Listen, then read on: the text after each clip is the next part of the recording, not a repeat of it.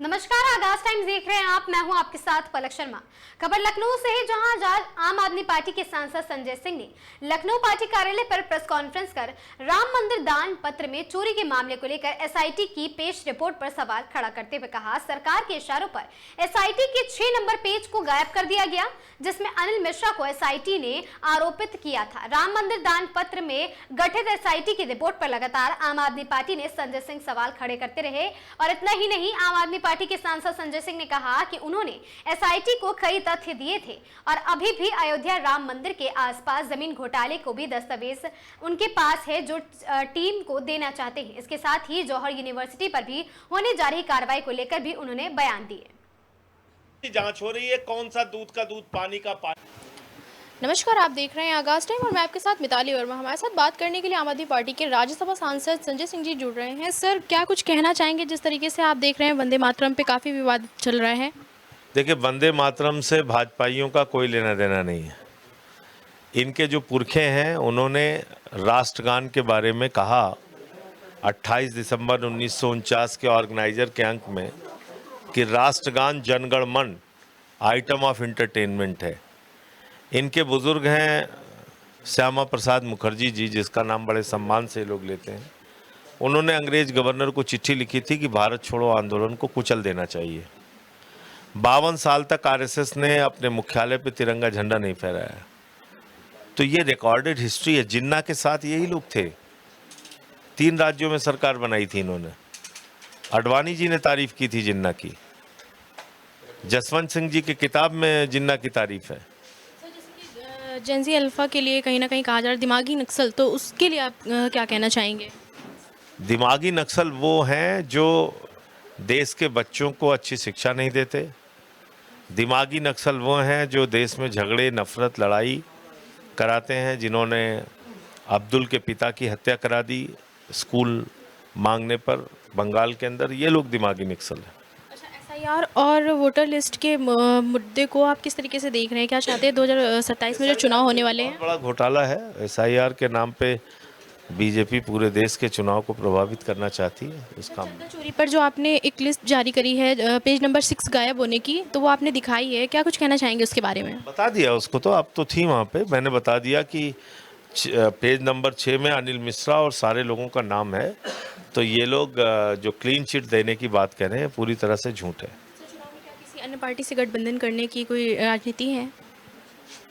वो हमारी पार्टी तय करेगी, पार्टी का नेतृत्व तो कैसे जाएंगे चुनाव में। ठीक।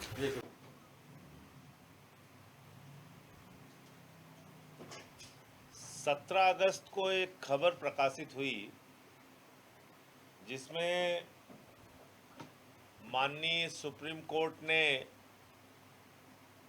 अपनी नाराजगी जताते हुए कहा कि एसआईटी को स्टेटस रिपोर्ट देना चाहिए और ये भी कहा कि आप जांच में जल्दी लाइए, जल्दी कीजिए, तेजी कीजिए। ये एसआईटी को सुप्रीम कोर्ट का निर्देश है। इसकी खबर छपी हुई है 17 अगस्त को।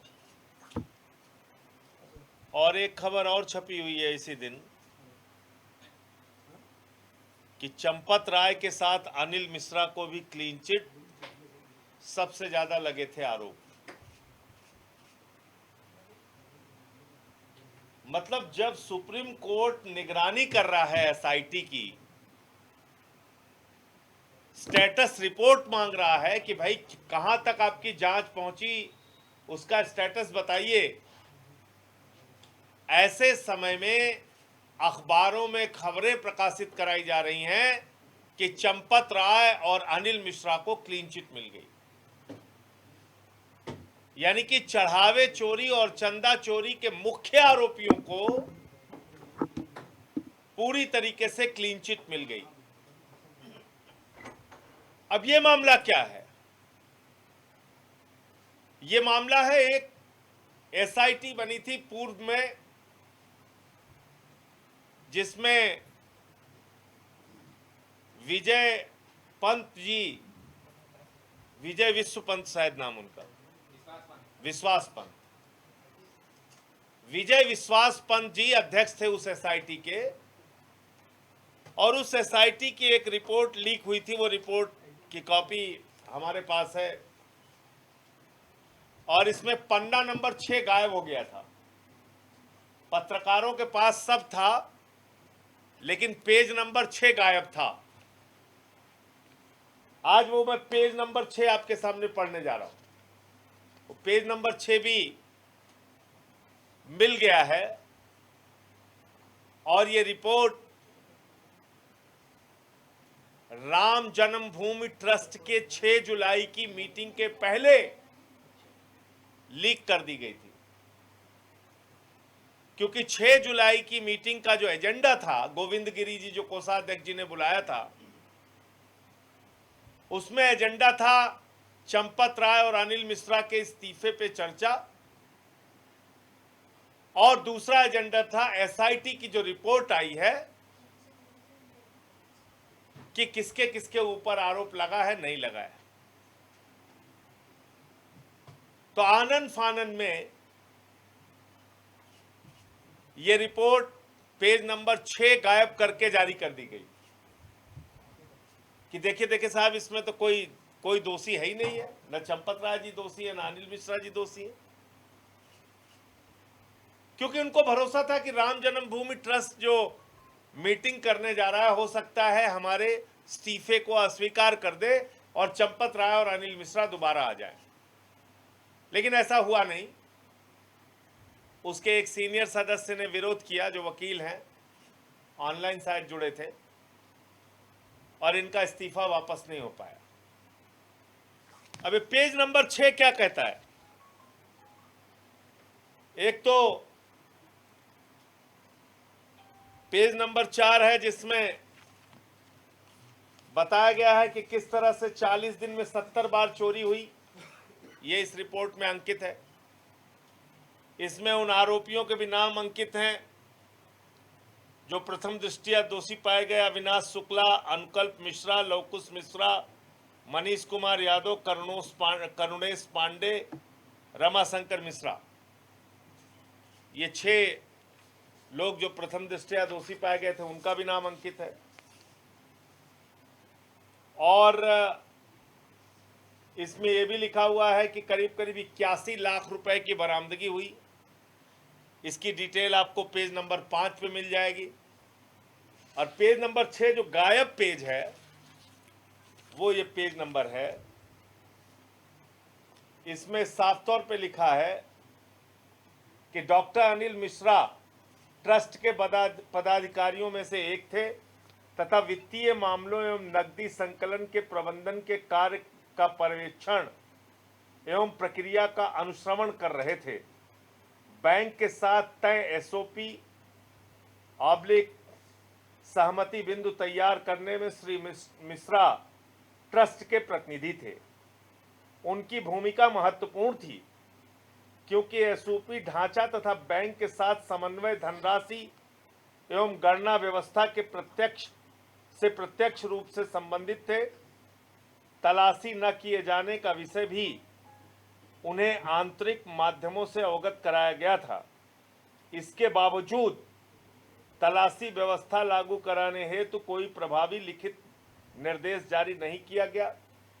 इसी प्रकार बायोमेट्रिक उपस्थिति, निर्धारित वेशभूषा, निजी वस्तुओं पर प्रतिबंध, हुंडीवार गणना, मूल्य वर्गवार अभिलेखीकरण एवं दैनिक प्रतिवेदन व्यवस्था को लागू कराने हेतु कोई भी प्रभावी सुधारात्मक आदेश जारी नहीं किए गए। श्री मिश्रा तलाशी हेतु पूर्व निर्धारित व्यवस्था को शिथिल करने के भी उत्तरदायी हैं।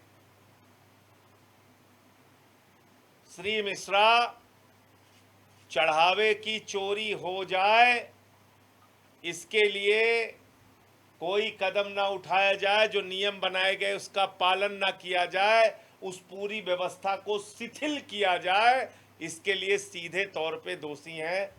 ये पेज नंबर 6 में लिखा हुआ है। एसआईटी की पहली जो रिपोर्ट थी, या तो वो सामने आके इसको मना करे कि ये झूठी रिपोर्ट है, ये झूठा पन्ना है, क्योंकि ये पन्ना बदलवाया गया। मैं आपको बता रहा हूं, आगे रिपोर्ट चेंज कराई गई।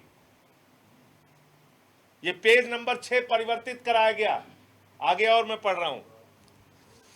बैंक एवं ट्रस्ट द्वारा गणना प्रक्रिया के संबंध में जो एसओपी बनी थी, ट्रस्ट की तरफ से इसके सूत्रधार डॉक्टर अनिल मिश्रा थे।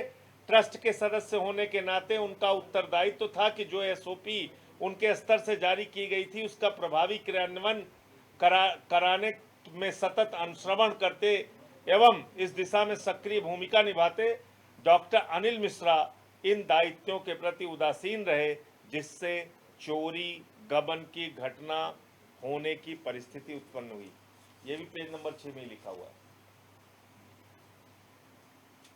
तो जो व्यक्ति साफ साफ दोषी है पहली रिपोर्ट में ही,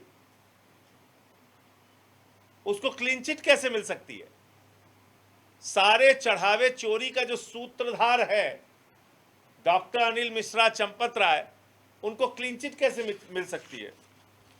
और आगे आइए, 7वां पेज।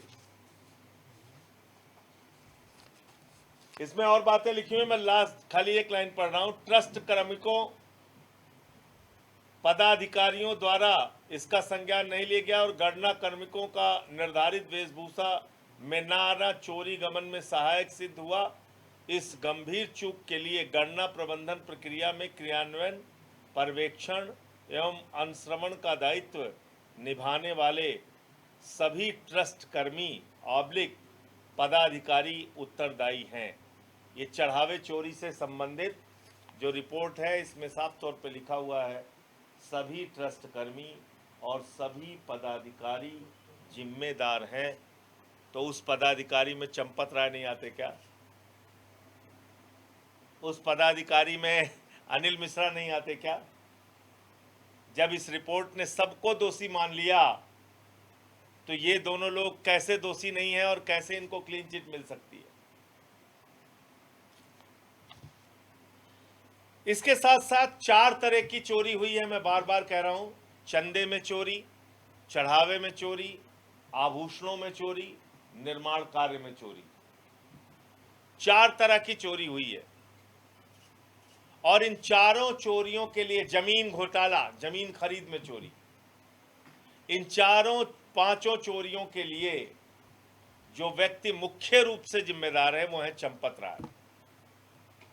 2 करोड़ की जमीन जो 18.5 करोड़ रुपए में 5 मिनट के बाद खरीदी गई ट्रस्ट के द्वारा, उसमें हस्ताक्षर हैं चंपत राय के और गवाह के रूप में हस्ताक्षर हैं डॉक्टर अनिल मिश्रा के और इसी के उपाध्याय जो उस समय के भाजपा के मेयर थे।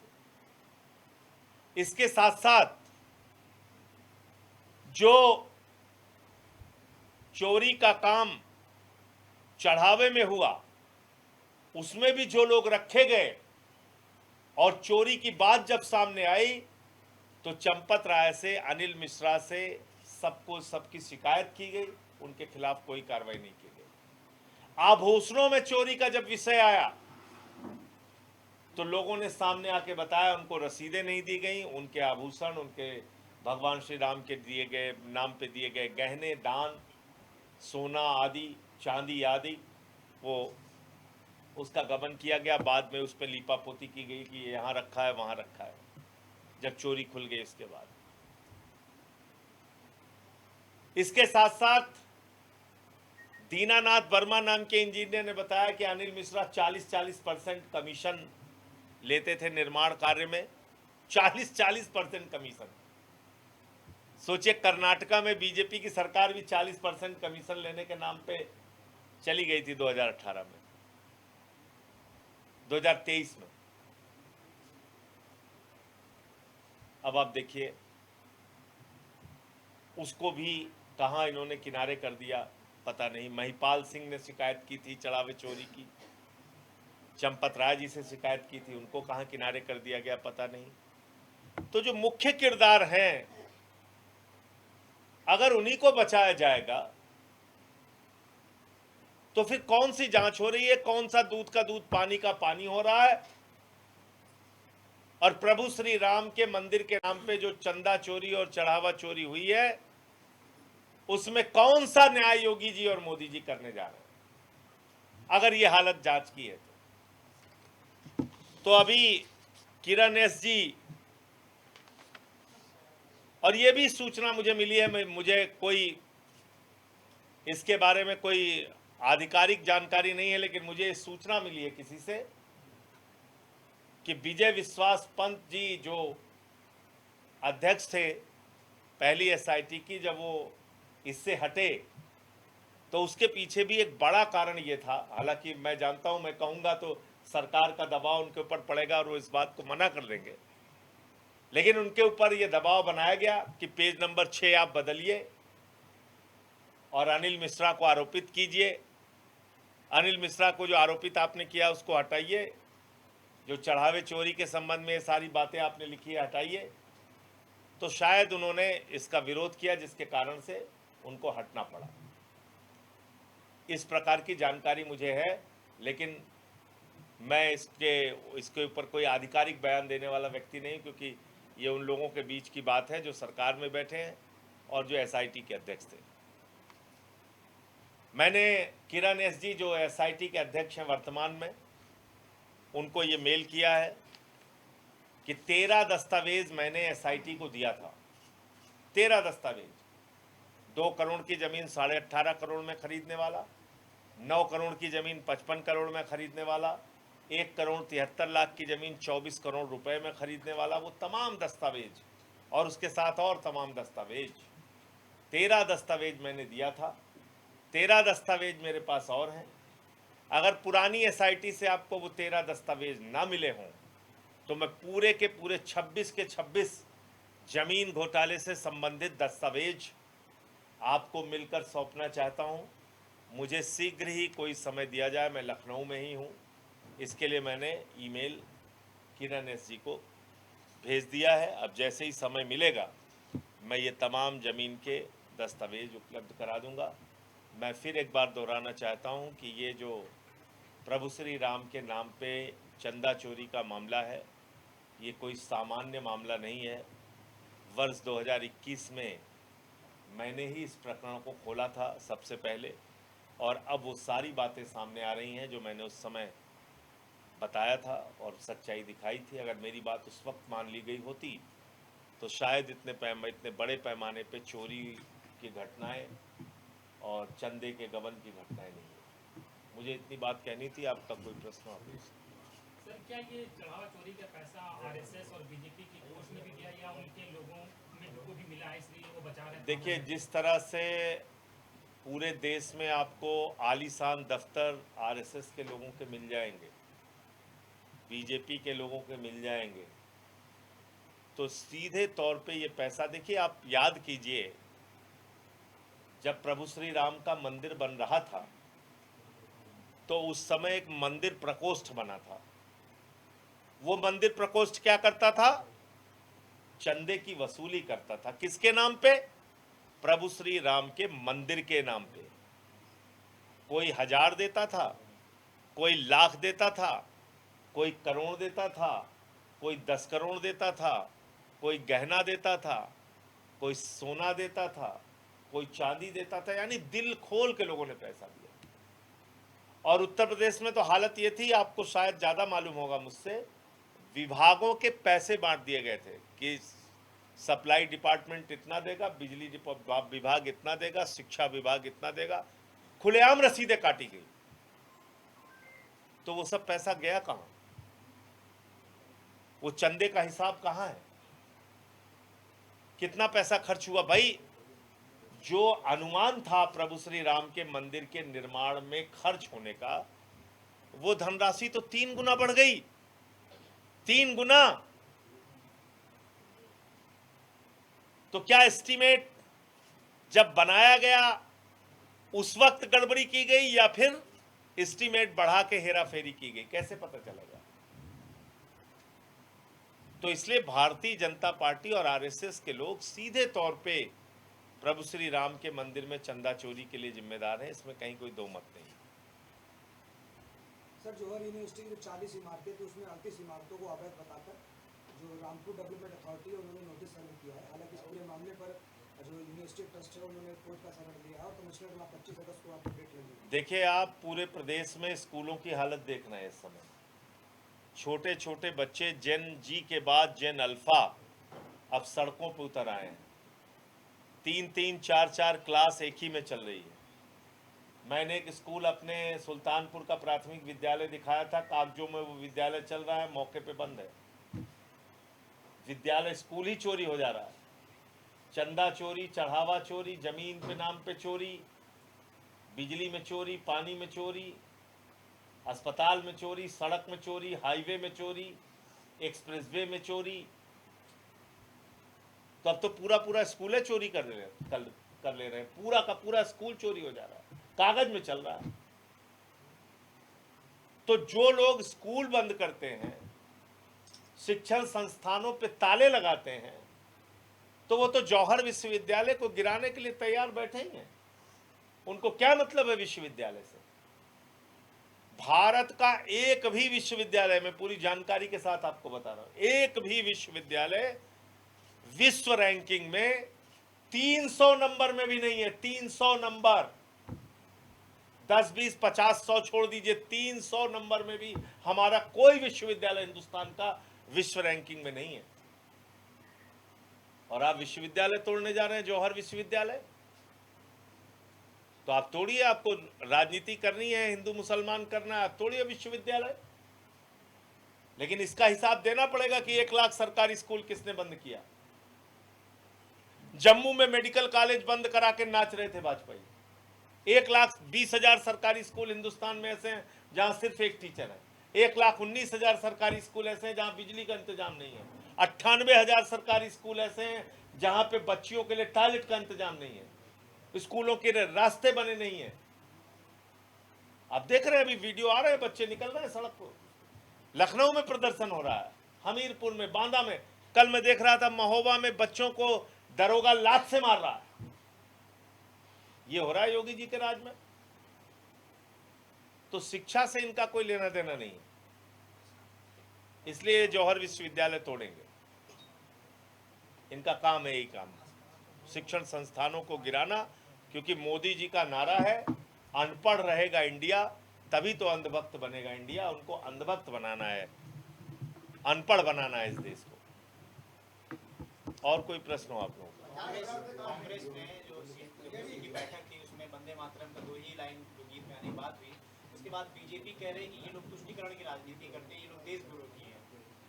अरे भैया, आजादी के आंदोलन में आरएसएस और बीजेपी की भूमिका का पता है? बीजेपी के पुरखे, तब तो बीजेपी नहीं थी, पता है आपको? मैं बता देता हूं 2 मिनट में, और भाजपाइयों से पूछिएगा। इन्होंने मोहम्मद अली जिन्ना के साथ श्यामा प्रसाद मुखर्जी ने 3 राज्यों में सरकार बनाई। अंग्रेज गवर्नर को श्यामा प्रसाद मुखर्जी ने 1942 में चिट्ठी लिखी, जो इनके प्रेरणा पुरुष है, यही प्रेरणा स्थल पे उनकी बहुत बड़ी मूर्ति लगी हुई है। श्यामा प्रसाद मुखर्जी ने अंग्रेज गवर्नर को चिट्ठी लिखी कि भारत छोड़ो आंदोलन को कुचल देना चाहिए। ये चिट्ठी लिखी, ये इनका इतिहास है। और जान लीजिए आगे आप, 26 जनवरी 1930 को उस समय की कांग्रेस ने आह्वान किया कि पूरे देश में तिरंगा झंडा फहराया जाएगा। और 20 जनवरी 1930 को आरएसएस के प्रमुख डॉक्टर हेडगेवार ने अपने स्वयंसेवकों को चिट्ठी लिखी कि 26 जनवरी को हम तिरंगा झंडा नहीं फहराएंगे, हम आरएसएस का झंडा फहराएंगे। आज तक किसी शाखा में तिरंगा झंडा फहराते हुए आपने नहीं देखा होगा, वो आरएसएस का झंडा फहराते हुए। 52 साल तक इन लोगों ने तिरंगा झंडा नहीं फहराया, 52 साल तक। बीजेपी के पुरखे 4 भी ऐसे नहीं है, 4 मैं कह रहा हूं, ऐसे नहीं है जो वंदे मातरम लगा के जेल गए हो। इनकी एक पत्रिका आती है ऑर्गेनाइजर, उस पत्रिका का 28 दिसंबर 1949 का अंक मैंने अपने ट्विटर पे डाला है, पढ़ लीजिएगा। 28 दिसंबर 1949 के आरएसएस ऑर्गेनाइजर के अंक में लिखा हुआ है, राष्ट्रगान क्या है? राष्ट्रगान जन गण मन अधिकारियों की पार्टी में गाया जाने वाला आइटम ऑफ एंटरटेनमेंट है। ये लिखा है राष्ट्रगान के बारे में संघियों ने। ये बात करेंगे देशभक्ति की, ये बात करेंगे वंदे मातरम की। 24 जनवरी 1950 तारीख नोट कर लीजिए, भारत की संविधान सभा ने वंदे मातरम को राष्ट्रीय गीत के रूप में स्वीकार किया। इसमें बीजेपी का क्या योगदान है? आप बीजेपी के योगदान पे मुझसे 4 घंटे बहस करना चाहेंगे तो मैं आपको साबित कर सकता हूं कि इन लोगों ने, इनका चरित्र देश विरोधी रहा है और देश विरोधी घटनाओं में नंबर 1 पे अग्रिम पंक्ति में इनके पुरखे खड़े थे, जिन्होंने देश के साथ धोखा किया, अंग्रेजों का साथ दिया, भारत छोड़ो आंदोलन के खिलाफ काम किया, मोहम्मद अली जिन्ना के साथ काम किया। ये सारी बहस और जानकारी मैं आपको दे सकता हूँ। तो इसलिए देशभक्ति की कोई भी बात बीजेपी के मुंह से बिल्कुल अच्छी नहीं लगती। उनको पहले सामने आके पूरे देश से मोहम्मद अली जिन्ना के साथ 3 राज्यों में सरकार बनाने के लिए माफ़ी मांगनी चाहिए, उनके पुरखों ने जो गलती की। राष्ट्रगान को आइटम ऑफ इंटरटेनमेंट कहा, उसके लिए माफ़ी मांगनी चाहिए। श्यामा प्रसाद मुखर्जी ने भारत छोड़ो आंदोलन को कुचलने की बात कही, अंग्रेज गवर्नर की दलाली की, उसके लिए माफ़ी मांगनी चाहिए। 52 साल तक तिरंगा झंडा नहीं फहराया, उसके लिए माफ़ी मांगनी चाहिए।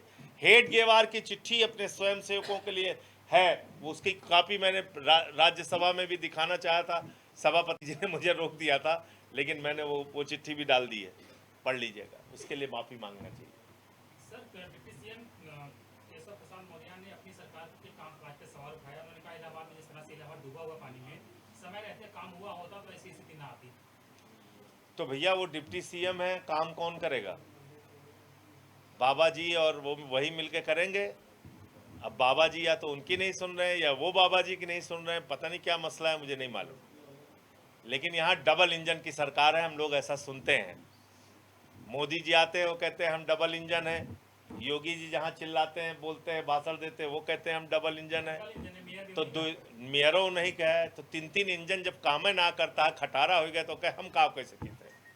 3-3 इंजन लागा है, पंपिंग सेट लागा है, सब लागा है, जब पानी ना निकलता है मस्त तो हम काव करी भैया।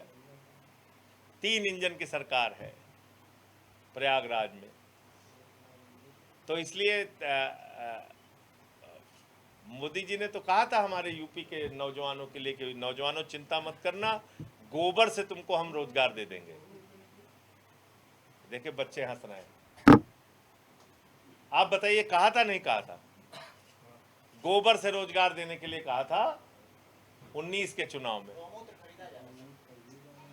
तो इसलिए अच्छा, उसमें रोजगार दिया है कुछ लोगों को? मुझे नहीं पता।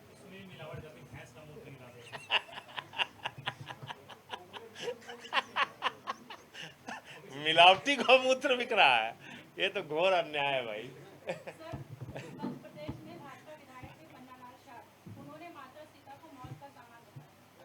देखिए मैं आपको क्या कह रहा हूँ, इनके मन में कोई सम्मान नहीं है भगवान श्री राम के लिए, माता सीता के लिए। आप जया देवी कौशल जी हैं, विधायक हैं इनकी पार्टी की, उनका बयान है शीतला माता का मंदिर शायद उन्होंने वहाँ पे काम वाम कराया था, वहाँ अगरबत्ती तक उनको नहीं जलाने दिया। आप सोचिए, क्योंकि वो दलित समाज से आती है। मैं बार बार इनके संगठन के बारे में कहता हूँ कि घृणा से भरे हुए लोग हैं ये लोग, नफरत इनके नस नस में है, भेदभाव पक्षपात ये करते हैं। तो मौत का सामान सीता जी को कहेंगे, इनकी सोच, इनका विचार यही है। आपको याद होगा कि हमारे जो मुख्यमंत्री थे उस समय मध्य प्रदेश के, शिवराज सिंह जी, उन्होंने कहा था भगवान श्री राम है मोदी जी और भगवान हनुमान है अमित शाह जी। ये उनका बयान है, सुन लीजिएगा। और गाना बना था जो राम को लाए हैं हम उनको लाएंगे, ये तो बीजेपी वालों ने बनाया था। उसमें प्रभु श्री राम की तो इतनी छोटी सी तस्वीर थी और मोदी जी की बड़ी वाली तस्वीर थी। तो कब अपमान नहीं करते हैं लोग, बार बार अपमान करते हैं। धन्यवाद।